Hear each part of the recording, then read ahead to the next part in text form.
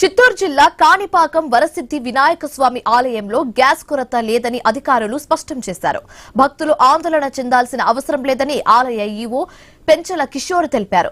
ముందస్తు జాగ్రత్తలు తీసుకున్నామని చెప్పారు. స్వామివారి రోజువారీ నైవేద్యాలు, లడ్డు ప్రసాదాల తయారీకి ఇబ్బందులు లేదని చెప్పారు.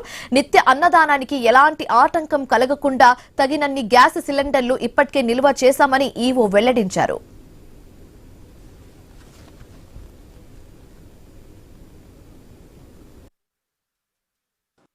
స్వయంభూ శ్రీ వరసిద్ధి వినాయక స్వామి దేవస్థానంలో మనకి గ్యాస్ ఆధారంగానే అన్నదానము, లడ్డు పోటు, అదేవిధంగా సుమారుగా ప్రతిరోజు 3500 మంది అన్నదానంకి వచ్చి అన్నప్రసాదం స్వీకరించి వెళ్తున్నారు.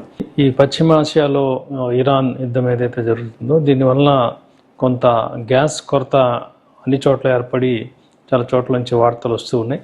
సో మాకు కూడా మా అధికారులు మమ్మల్ని కమిషనర్ గారు, ప్రిన్సిపల్ సెక్రటరీ గారు వీళ్ళందరూ కూడా అలర్ట్ చేయడం జరిగింది.